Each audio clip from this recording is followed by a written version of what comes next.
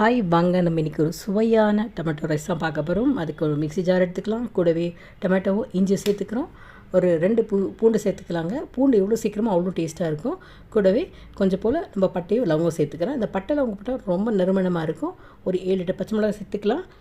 ஒரு 2 ஸ்பூனோட சோம்பு சேர்த்துக்கிறேங்க. இதெல்லாம் அரைச்சா ரொம்ப சுவையாக இருக்கும். அரைச்சி தனியாக வச்சுக்குவோம். அதுக்கு அடுத்ததாக ஒரு பாத்திரத்தில் எண்ணெய் விட்டுக்கலாம். எண்ணெய் உங்களுக்கு எவ்வளோ சேர்த்துக்கலாம். நான் ஒரு 2 குழிக்கரண்டிகள் சேர்த்துருக்கேன்.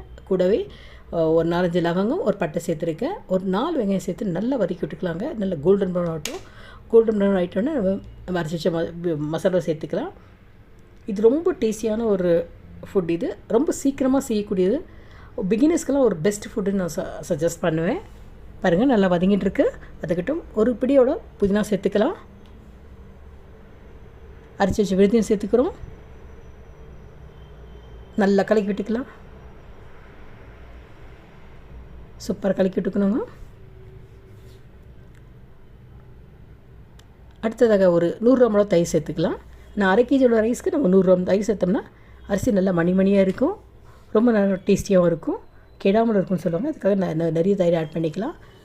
நல்லா கலந்து விட்டுலாம். பாருங்கள், எண்ணெய் வரும்போது நம்ம உப்பு சேர்த்துக்கணும்.